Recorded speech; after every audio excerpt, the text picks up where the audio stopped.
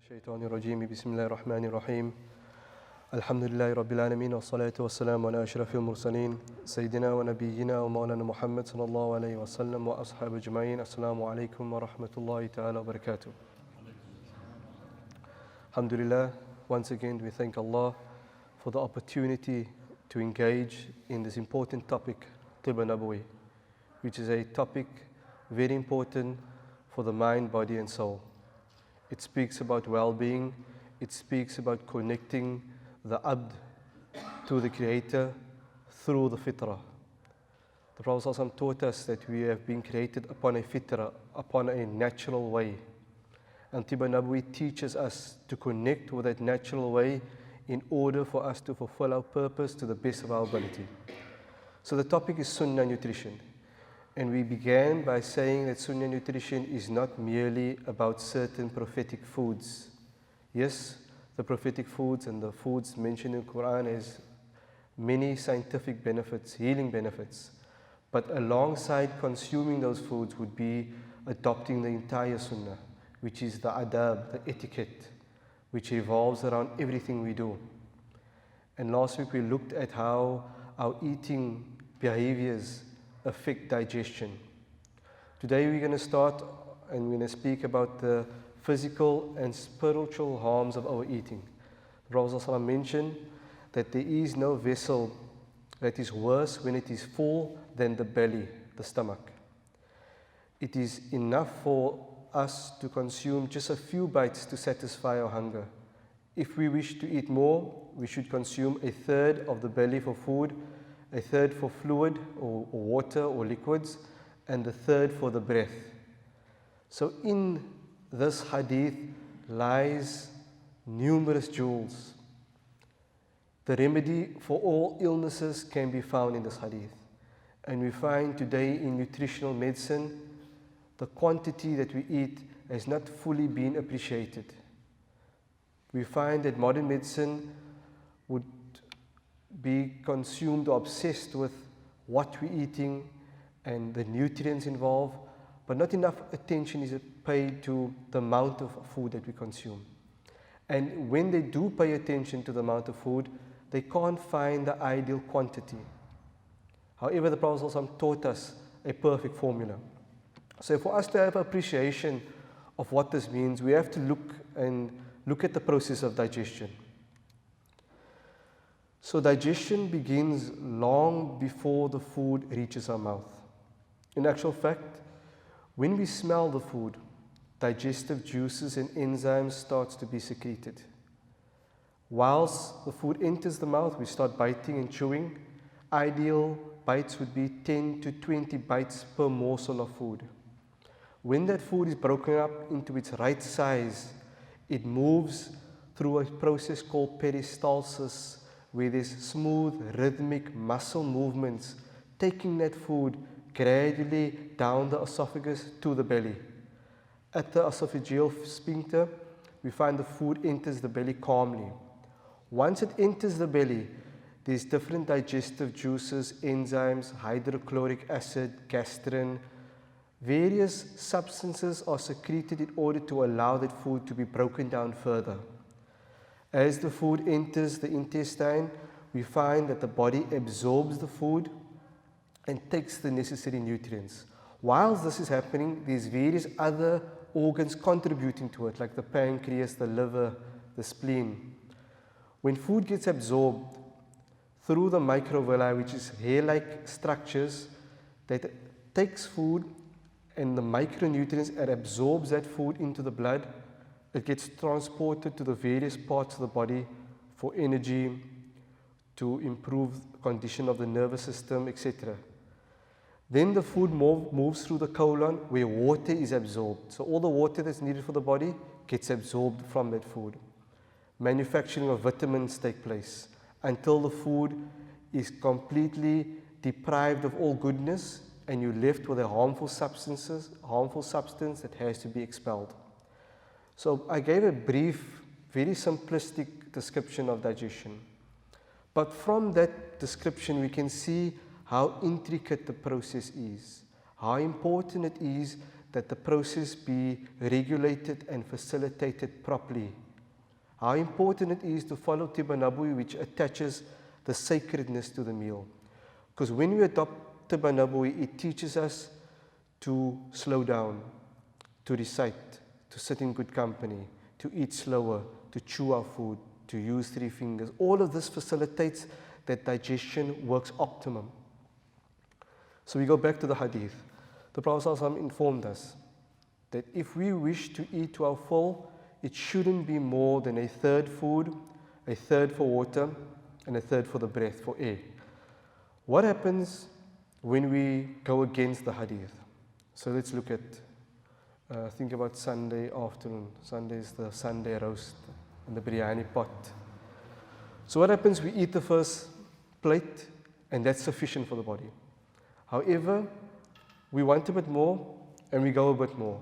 When we go past the third food, and we go for the third bakkie of trifle, so the belly is completely full. So there's no place for drink, but we drink anyway. The stomach is a boot-shaped organ that's muscular, therefore it can expand. So that stomach will expand as much as it needs to. So when you eat more than you're full, the intra-abdominal space that is meant for breathing is decreased. In other words, the tummy is starting to take over the lung area. So you start to breathe shallowly. So instead of taking proper deep breaths, you breathe with the upper part of your lung. When that happens, you inhale less oxygen. So you're taking less oxygen to the brain and every organ. What happens then? Fatigue settles in. So you become drowsy, you become tired, and you become lazy. And the waqt of Asr, it becomes a bit hazy. So you stood up that morning for Fajr, all ready for every waqt on time, but due to Sunday lunch, the Asr waqt became hazy. And you felt sleepy, and like that fellow, you ended up on the couch. And then you said, okay, I'm going to defer the Salah, and all excuses came in. Today I'm practicing the madhab of Imam Abu Hanifa, which says an hour before Maghrib instead of Imam Shafi, which I usually follow. So why did this happen? So the books of Tib goes further than the physiological explanation. The physiological explanation tells us why we become tired. Ibn Qayyim al-Jawziyah says that when we become tired, the mind becomes fatigued and our thoughts are clouded. So we struggle to differentiate between good and bad easily. So things that we will be very strict on, we tend to let it slide because we're in a state of lethargy. The books of Tib also explains that when you overeat, it means that the food came down in too big of a chunk or big chunks, so the body's digestion enzymes that take place from the mouth right down couldn't keep up with it, so there's a backlog of food. When that happens, that food becomes poisonous in the blood. It becomes harmful substance. It blocks further digestive enzymes from reaching the food. So that food that was meant to be nutritious becomes harmful. Ibn Qayyim al-Jawziyah goes further and he said that when harmful substances circulate in your blood, the shayateen and the evil forces have a better hold over us because there's a type of filth in the blood. So beyond the physical harm that overeating causes on the body, there's a spiritual harm. Imam Ghazali, in his book Al-Ihya Ulumuddin, the book on the revival of Islamic knowledge, he actually says that all of man's illnesses of the heart, greed, envy, lust, originates in the belly. Because he said the first mistake that our Prophet made, Nabi Adam alayhi salam and Hawa in Jannah, was to eat more than what was required. So they ate from a tree because the Jannah gave them enough. But Shaitan diverted them. So they gave in and they ate more than what was required. And from there, Imam Ghazali links filling the belly to every illness of the heart. He says that once the belly is full, then the need for unlawful sexual desire occurs. Once that need is fulfilled, there's a need for dunya, for amassing of goods. Once that is fulfilled, there's pride that settles in the heart. Once pride is in the heart, then there's envy of what other people have. And Imam Ghazali links everything behind each other, but he says that it begins with the belly. He says if the belly is not filled, then the other desires are decreased. Therefore, we find that the quality of the awliya were that they were in a state of fasting often, or they ate minimally. Why is it that during the month of fasting, we are more pious people? Every person's level of taqwa is raised in the month. Why? Because the belly blocks us other times. So when the belly is empty, the mind is clear. The belly is a huge distraction in our life. So when the mind is clear, we perform our salah to perfection, and we are thinking about our Rabb as opposed to lunchtime. So definitely, the books of Tib talks about the importance of controlling the belly, which is a very difficult thing, especially in today's time where we live in a time of mass consumption. But Imam Ghazali teaches us on how to approach this. He says, start with one morsel of food, less a day.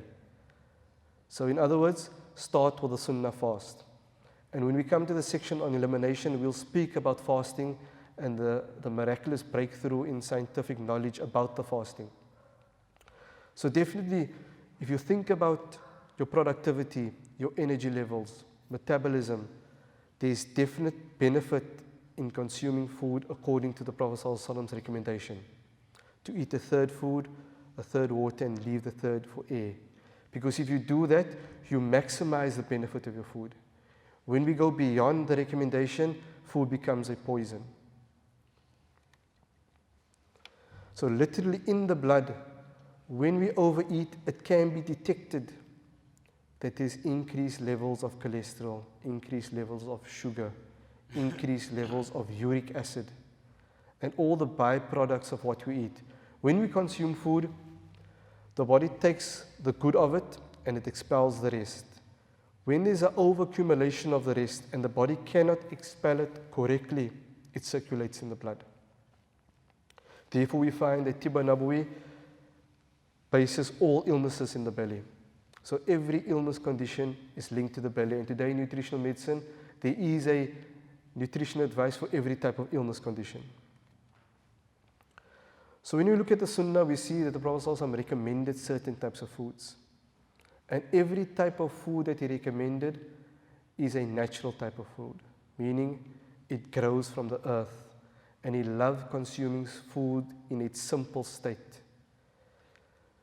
And we find Tibba Nabawi recommends single foods for illness conditions. A certain vegetable will be given for illness condition. We find that the famous Hakims in Pakistan, in India, there's one famous Hakim, a couple came, they flew all around the world coming for a remedy because they knew that he was good at what he did, at his work. And they've been to all the clinics around the world, and because they had an infertility problem, they couldn't conceive. And when they came to the Hakim, he said, eat one date a day. And they looked at him and said, a date? Is that what you're telling me? We came all the way around the world and you're telling us we must each have a date? One date every day?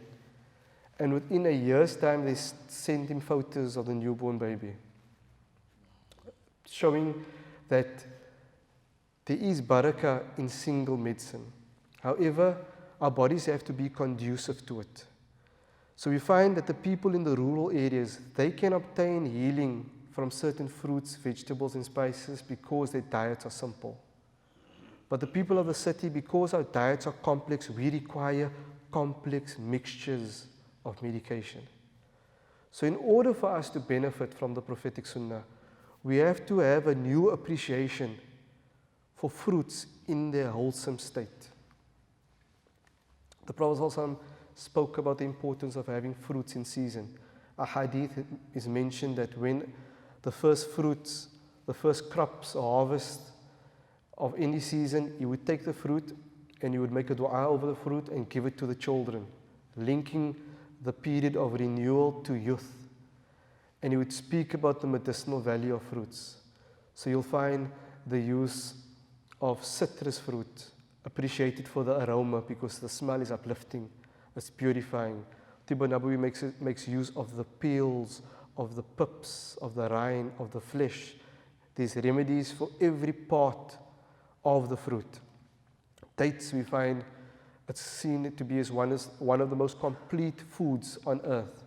It has all the B vitamins that's needed for the proper functioning of the nervous system. It's a natural laxative.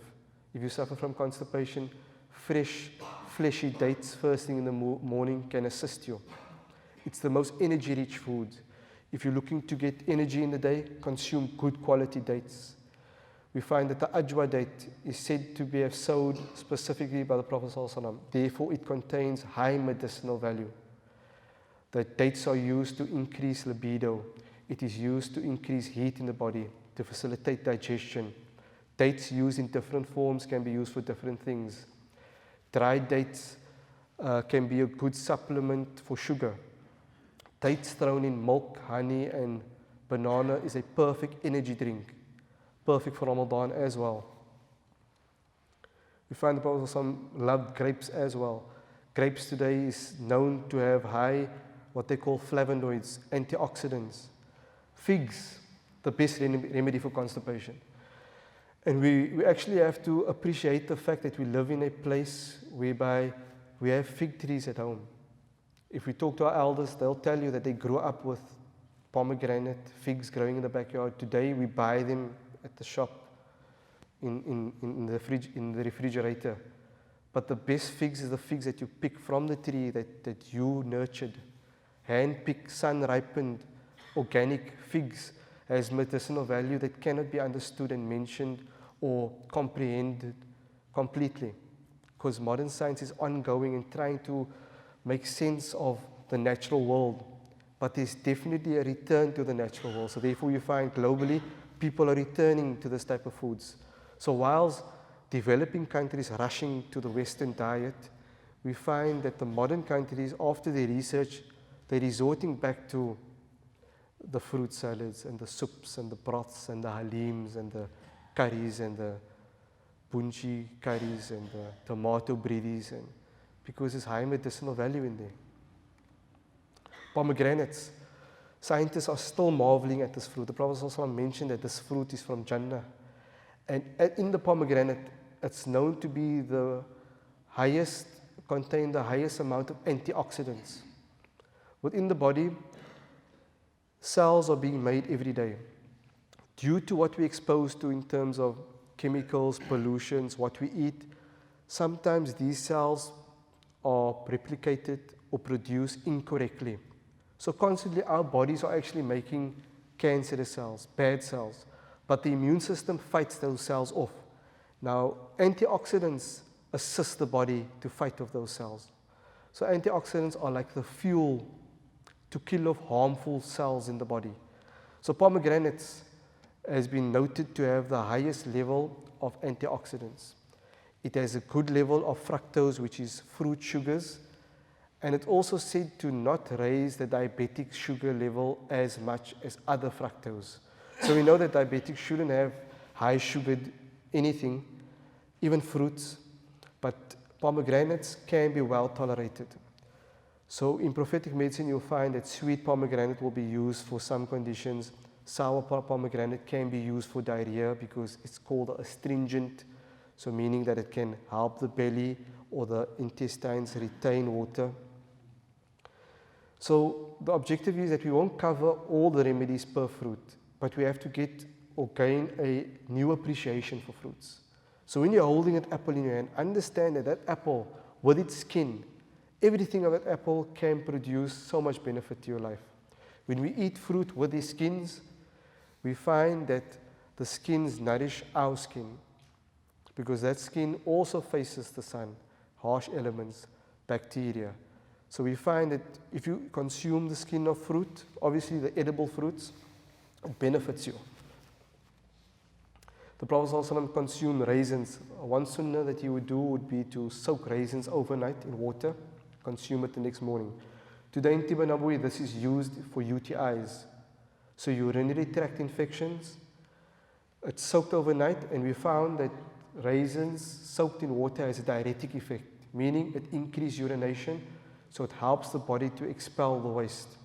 Very important to realize that when I mention it's a remedy according to the traditional medicine, it doesn't mean that you should go home and use that in place of other medicine. Understand that if you are not consuming a diet that's pure in nature, prophetic medicine cannot benefit you as much. Therefore, you might need the more complex mixtures. However, everybody who adopts the Sunnah will feel benefit straight away. So your benefit of prophetic medicine is directly proportionate to the amount of prophetic medicine in your life. So not only consuming the items, but the manner, the niyyah behind it, reciting. Remember, we said that Tibb Nabawi teaches us that the entire Sunnah is medicine. Adab is medicine. Medicine is not confined to a tablet or a pill. It's encapsulated in the entire method that the Prophet ﷺ taught us. We find that berries, quince is also a big part of the Sunnah. Prophet ﷺ loved vegetables. So remember, when something grows from the earth, the closer it is to its original form is the best for you. Beetroots, it's a good remedy for anemia.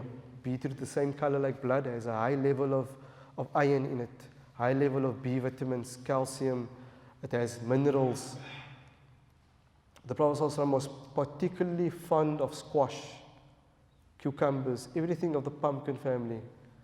And the one narration is that the Sahaba invited the Prophet ﷺ to enjoy some soup, and the Prophet ﷺ would look out for the squash on the side. And the Sahaba said that since that day, he grew a love for squash, and he always consumed it. If you look at squash, you'll see that it's 90% water, so it's good to cleanse the kidneys and the bladder. Squash is also high in flavonoids. All the orange color fruits, so butternut, peppers, carrots, is very high in flavonoids, and flavonoids helps to increase the body's healing ability. Cucumbers. The Prophet ﷺ was also fond of vinegar. In one narration, he came home and he asked Aisha radiallahu anha, what is there for supper?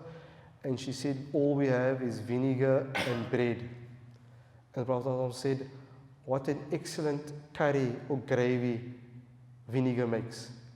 So we have to ask ourselves the question, will we give that same response to our wives when we come home? No curry, only vinegar. So in his adab, the Prophet ﷺ appreciated the simple things. He never criticized food. He appreciated what he had, and that increased the medicinal value of that item. So remember, barakah is something that's attached to anything when practiced the way the Prophet ﷺ did. And when we do that, we increase the efficacy of it. We increase the full potential of that meal.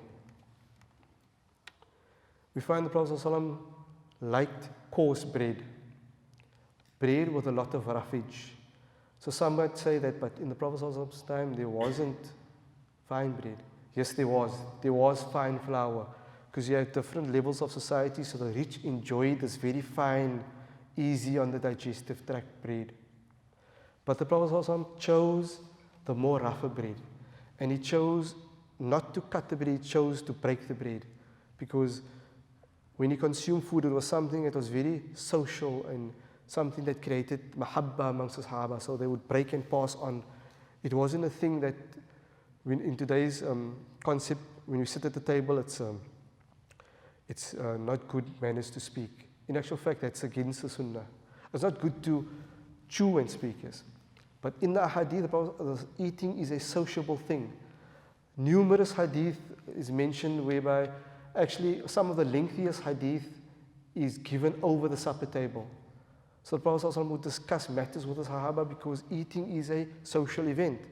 When you don't talk to the person next to you, you're actually confined to the food and the nafs take over. But the social thing helps to curb the nafs, it helps to create mahabba. So he loved the roughage. So we find today in modern medicine, the roughage assists the GIT to rid itself of waste. So good fiber is needed for good bowel movements. Very important to note Whenever Sunnah medicine is given or prophetic food and it doesn't agree with your body, don't consume it. Because if you consume something that is harming you, that's against the Sunnah. So yes, the Sunnah medicine is very generalized, but it also takes specific tolerance into consideration. So if you know something is Sunnah, but somehow when you consume it, it doesn't agree with you, that means the body is telling you something. Don't force that down. That's also what the Sunnah teaches us. It teaches us to be very subtle, very sensitive to what the body says. When you're eating something and it's causing you to bloat, to burp, to pass wind, to sweat, to become uneasy, your body is telling you something. So if you do not take the message of the body and avoid that food, the body will tolerate it until it gets worse. So you're consuming something that is highly difficult for your body to digest and you continue it. So the body gives you minor signs. It starts with a burp, bloating, there's stomach cramps, but you continue to eat this every day, it will affect the stomach lining. What happens? The body increases hydrochloric acid to try to help itself to digest that food. That starts to harm the stomach lining and you could develop an ulcer from a simple message that you forgot, that you chose to ignore. So Tiba Nabawi teaches us, be sensitive to your body because we have what we call a doctor within. The body's ability to heal is amazing. When you cut your hand, it's not the betadine or the iodine or the plasters or even the stitches that heal. Allah inspires every cell in his hand to reconnect, to create a seal that no laboratory can reproduce. So there's a wisdom that is in our body, and Tiba Nabawi teaches us to align to that wisdom by following the natural way. When we go against the natural way, we endure harm. But Tiba Nabawi teaches us how to come back. The Prophet ﷺ ate cheese and he loved T-bone steak. So all the males are getting happy. The Prophet ﷺ loved meat. In actual fact, he loved the shoulder cut, the boat. That was his favorite portion of the meat. However, he ate it minimally. So he said he loved it, but he ate it the least, giving us another principle of nutritional medicine, that curb your cravings. Because what you love the most will be to your detriment. So we find that you love a lot of sugar, you exhaust the pancreas, there's not enough insulin, you develop diabetes. You love a lot of greasy foods, you overindulge, the liver cannot cope to get rid of it, high cholesterol in the blood. So likewise, so enjoy that momentarily. So have it once a week. Spoil yourself now and then. When you practice Tiba Nabawi, it teaches you that you can actually have everything in moderation. Because the Prophet ﷺ enjoyed all types of food. However, the bulk of his food was from natural sources. So today we know red meat is extremely harmful when consumed too much. There's different grades of red meat. The best meat would be lamb. Lamb is said to be heating and moisturizing. It has a lot of moisture. It's easy on the digestive tract. One of the toughest meat to digest would be beef. So you find that beef is a very tough meat. The Prophet ﷺ actually spoke against overconsumption of beef. Spices, something that is part of every culture in Cape Town, especially the Muslim culture. And we grew up with spices. We grew up in homes where spices were ground physically. And a pot of halim would take a whole day to make because they would grind it. But that taste that you got from the can never be matched. Because you find today spices are adulterated. And there's research going on worldwide in modern laboratories on the healing ability of spices. Turmeric, that we know as bori, jeera, cumin, coriander seeds, black pepper. Every spice is being studied and is being recognized to be anti-cancerous. It fights off cancer cells. It fights off bacteria. So while we're rushing to the burger and fries lifestyle with tomato sauce, the rest of the world is discovering the medicinal value of spices. So understand that connected to the Islamic culture is a cuisine, recipes that's connected to Tiba Nabawi as well. Because as Tiba Nabawi, as Islam spread from different nations, it embraced the traditional systems of that nation. So spices was always a part of cuisine. And spices grow in the same locality, spices used freshly. So therefore we should revive the sunnah of using spices and growing it at home. Have pot plants on your windowsill with dhania and parsley and basil and use it in your food. There's nothing more rewarding than using food that you handpicked. And it has a positive spin-off. Studies have shown that individuals that's involved with planting or gardening has better feelings of well-being, better coping mechanisms. Studies have shown that's why you'll see that in high-rise buildings, they try to fill it with greenery.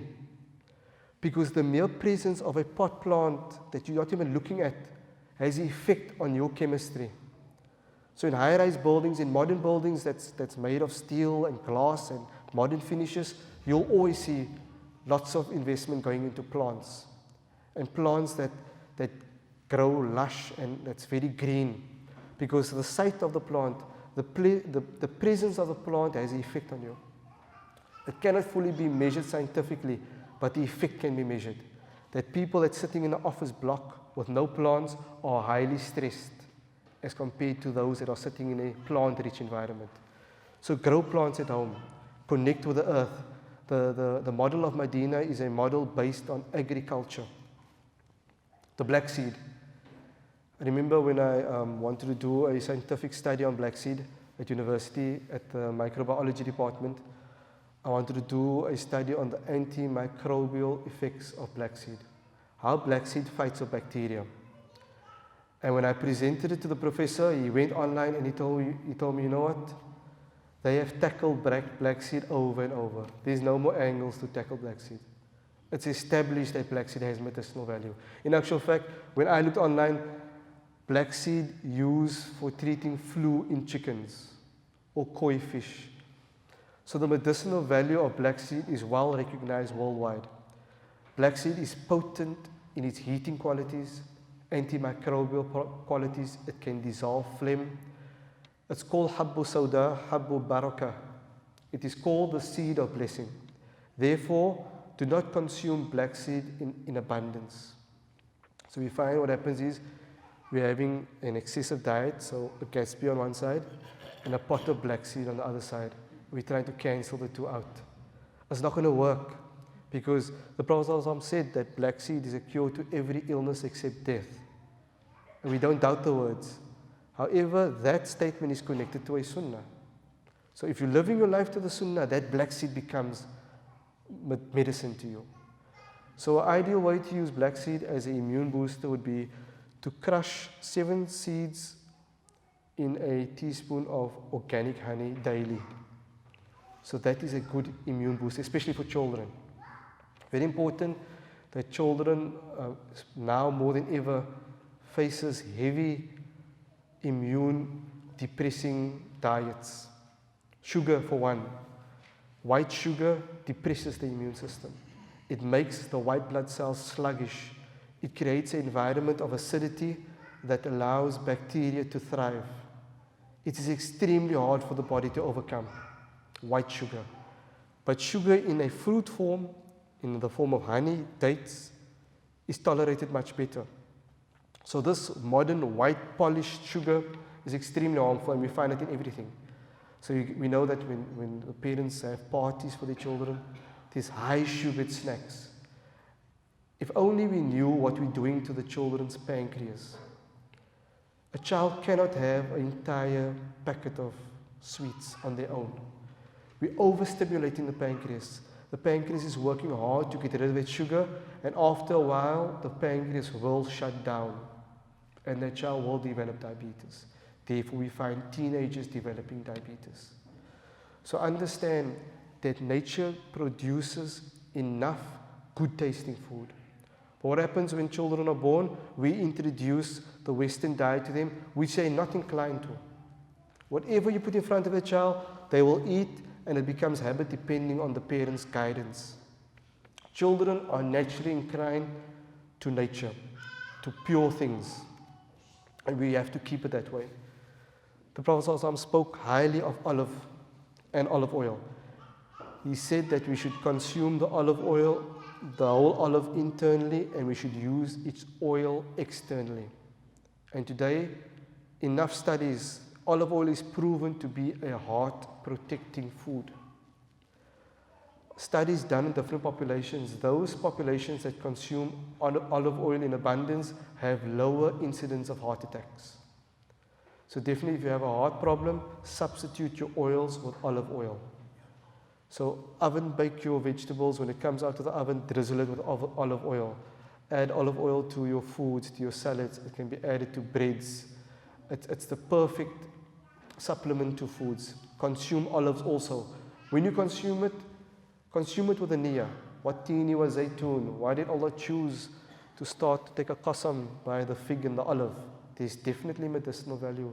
There's definitely a greatness in this food. And today, scientific studies cannot emphasize enough because daily olive oil has been recognized with us. For some, olive oil is an effective remedy to fight off head lice. Cradle cap. There's some children that suffer from cradle cap, and pure olive oil applied on the head can eliminate the cradle cap within a matter of 2 weeks. We find the Prophet ﷺ loved milk. And in Tibba Nabawi, milk is also seen as a food and a drink. The best milk to consume would be goat's milk. But you also have to take into consideration that the milk that the Prophet ﷺ enjoyed is not the milk of today. The milk that we have today could be adulterated with hormones, genetically modified. So cows are mistreated. Remember, Tibba Nabawi is all about adab.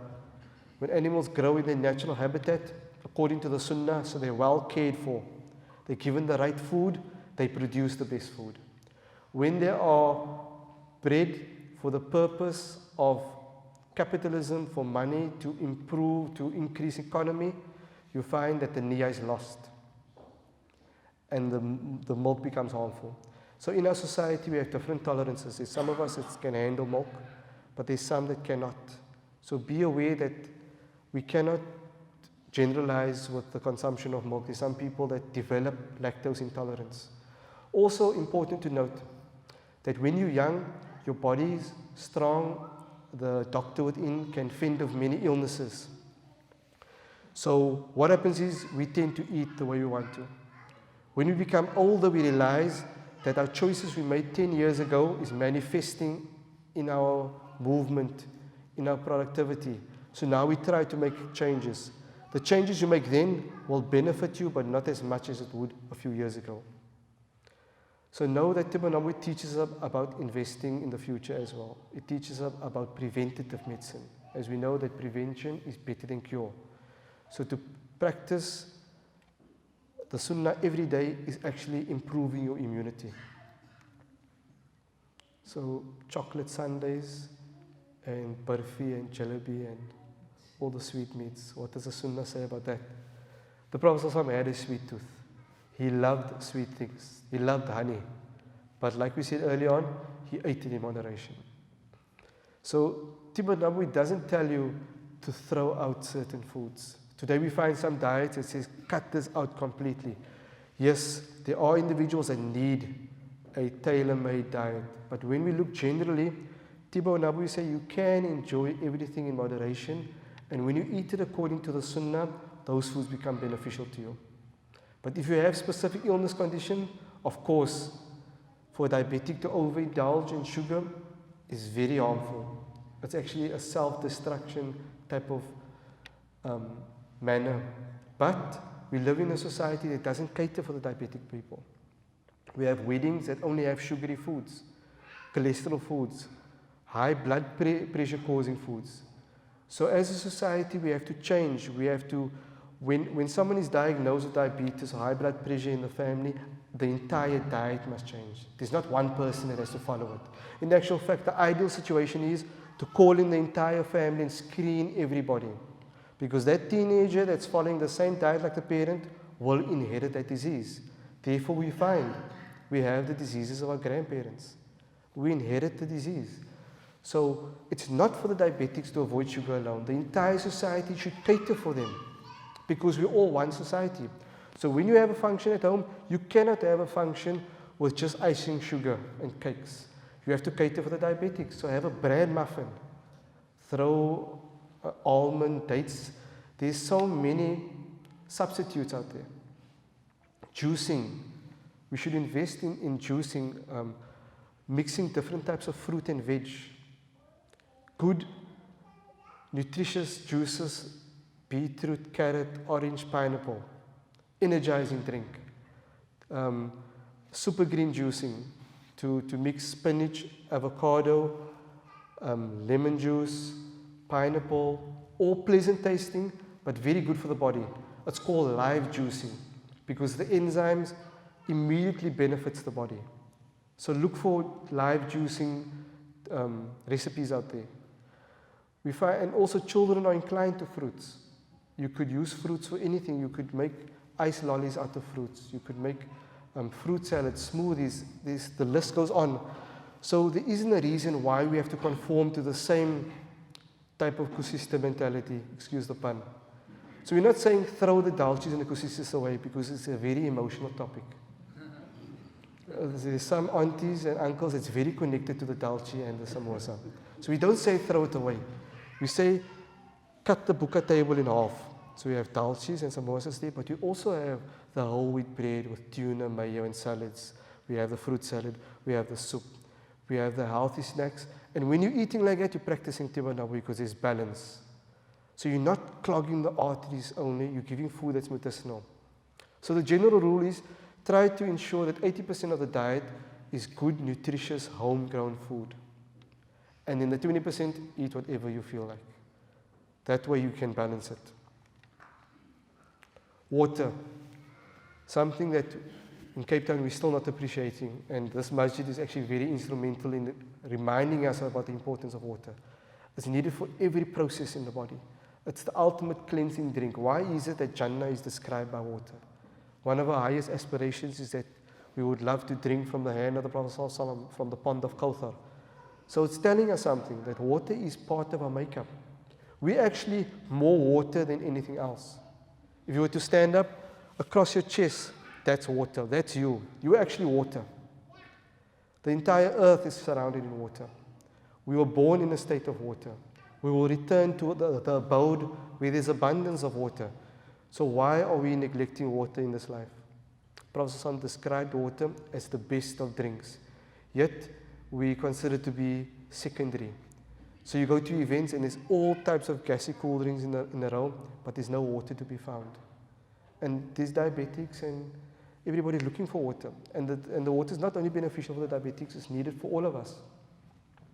Tiba Nabwi teaches us that one of the most harmful illnesses for the body is constipation. The inability to rid waste from the body. We'll touch on it during the topic of elimination. But water is needed to facilitate waste. Remember, whenever the body holds back feces, it's considered to be filth. And the deen is all about cleansing the body from filth. So just like we cleanse the day away from sin, ensure that you have correct bowel movements. And the lack of water is one of the causes of incorrect bowel movements. For some people, if they say water is a bit boring. So you could add something to water. Fruit-infused water. Cut a couple of strawberries up and throw it in the water. Leave it overnight, it becomes flavored water. Berries, blackberries, pineapples, you can mix up all different fruits. It looks nice, it tastes nice. So there's various recipes that you could follow. Honey, without a doubt, is one of the best remedies. Famous hadith of the Prophet ﷺ was where a person came to the Prophet ﷺ and mentioned that their brother is suffering from a stomach complaint, suffering from diarrhea. Prophet ﷺ said, give him honey. The person came back and said that he's still suffering from the complaint. Prophet ﷺ said, give him honey. Came back the third time, the Prophet told him, give him honey again. When he came back the fourth time, he said that the condition is cured. So from this, the ulama of Tib says that the Prophet ﷺ gave the honey in correct dosages, meaning that every type of food needs a specific dosage. So honey is a perfect remedy for stomach complaints, for indigestion, constipation, and for diarrhea. For diarrhea, a very effective traditional remedy, and I'm talking about the diarrhea that's linked to gastro, so the one that like the food poisoning, whereby the person suffers uncontrollable urges throughout the day for 1 to 2 days. That type of diarrhea, the remedy a perfect remedy that's used would be the powder, a teaspoon powdered of ginger, cinnamon, and jeera. So spices in your kitchen, ginger, cinnamon, and jeera powder mixed with 2 tablespoons of honey. When you consume that after every bowel movement, a half a teaspoon, it stops the diarrhea. It actually regulates the diarrhea. So whilst Western medicine would give you medication to stop it completely, traditional medicine allows it to carry on because there's a bug in the system that the body wants to get rid of. So we don't want to block the bug. If we block the bug, what happens? The bug multiplies somewhere else. So in that diarrheal mix, we'll see that ginger, cumin or jeera, and cinnamon has high antimicrobial properties, meaning they kill bugs. So that remedy is a very effective remedy, but you still regulate diarrhea, maintaining some of the energy. The Prophet also used to soak dates in water, and the water becomes a very energizing drink. For those people that suffer from fatigue and they struggle to gain weight, especially children, a good drink to give them would be dates soaked in milk. It's a very sweetened drink, and we find that can allow people to gain weight. But definitely, whenever you suffer from a condition where you're losing weight, seek medical attention. Whatever I talk about here, it's not to compromise or to be in place of a medical consultation. So what Tibba Nabawi doesn't promote is you're suffering from an illness condition and it's showing that it's getting severe, but you continuously taking one prophetic medicine saying, I believe this is going to work, I believe this is going to work. Because Tibba Nabawi is also about going to the professionals and not to live in denial, and also to seek help. To seek a cure is part of the Sunnah. It is part of the medicine. To sit back and say, I have sabr with a condition is not tawakkul. A Bedouin asked the Prophet ﷺ, what do we do when we're stuck by illness? Do we sit back and have sabr, or do we look for the cure? The Prophet ﷺ said, look for the cure. So you look for the cure and then you have tawakkul. Meaning, you have tawakkul throughout, but searching the cure is part of the medicine. So there's over enough research showing the benefits of water. That water can add radiance to the skin. It increases your energy levels. It improves the body's elimination qualities. It removes toxins from the blood. The way in which you drink water is also important. The Sunnah, which promotes sitting down and drinking, means that the water will enter the body gradually. When you stand up and drink water in gulps, it means that it enters the stomach with harsh force. Prophet spoke against drinking out of bottles, gulping the water down. The Sunnah is to have 3 sips. The Prophet spoke against breathing into the container. So meaning that you don't drink in such a way that you're breathing in the same container and inhaling that same carbon dioxide. So definitely studies have shown that there's a link between people's health and religion. And out of all the methods that the medical fraternity has tried to bring people closer to health, there is no better way than religion. Why? Because religious life provides us the manual to life. And when we approach health through the Sunnah, it becomes lasting because we want to be better Muslims. It's attached to the dunya and to the akhirah. So definitely it has been shown that people's health improve when they practice the Sunnah. And I end up for this ayah in the Quraan where Allah says, eat and drink to your heart's content for the reward of your hard work. And this refers to when we enter Jannah, we will be given all these medicinal foods, prophetic foods. So Allah likens the bliss of Jannah to the concept of eating. And when we eat according to prophetic medicine, we will achieve that, inshallah. So this concludes my presentation or the section on Sunnah medicine. Next week we will start with the topic of emotions, and we'll look at how it's connected to our everyday life. I'll take some questions. Sheikh, you had a question earlier, or should I wait for the page? Did I answer the question? Okay. The book is again. Does someone mind getting the book from the lady?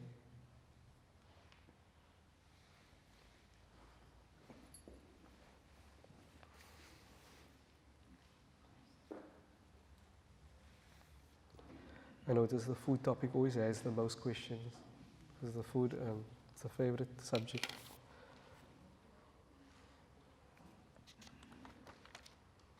Okay, I see there's some questions that pertains to cupping. We will do that in the class of elimination.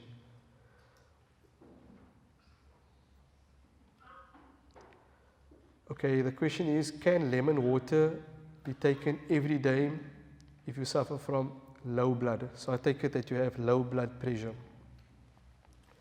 Okay, lemon water has various medicinal values to it. Out of the body, the actual lemon is acidic. When you consume it, it becomes alkalinic. So most of our diets are very high in acid. And acid is the cause of inflammation in the body. So lemon water can be beneficial for certain people. In Tiba Nabawi, each food is recognized for its quality. So lemon is seen to be cold and dry, meaning it has a astringent quality, so it can dry out the body. So a person is suffering with low blood pressure, if they consume lemon water for too long, it wouldn't be as beneficial as it would for somebody with high blood pressure. So definitely when you consume any natural remedy, understand that in small doses it can have benefit, but for too long, I wouldn't recommend lemon water every day for someone with low blood pressure. For someone with low blood pressure, a good remedy would be live juicing. So to mix beetroot, oranges, pineapple, chard, which is like kale, white chard, green leafy vegetables. We find the Prophet ﷺ was also fond of chard. And in one narration, we find that Ali radiallahu ta'ala, he suffered from conjunctivitis, which is inflammation of the eyes, of the eyelids, and he was in the healing process. And the Prophet ﷺ and him, they were offered dates by a Sahaba. And the Prophet ﷺ told Ali not to eat the dates because he was busy healing. So if you were to look at it from any other type of modality, you wouldn't understand it. But from tib, we know that the concept of inflammation is heat, and there's a lot of moisture. And dates is also heating and moisturizing. So when you consume a food that matches the illness, it worsens the illness. So the Prophet ﷺ asked the Sahaba to bring barley and chard instead, which is cooling. So there's another concept to Tiba Nabawi that I didn't fully explain because it requires long explanation. But ultimately, there's a concept of balancing foods. So the concept revolves around every illness having a quality, and there's foods that has opposite qualities.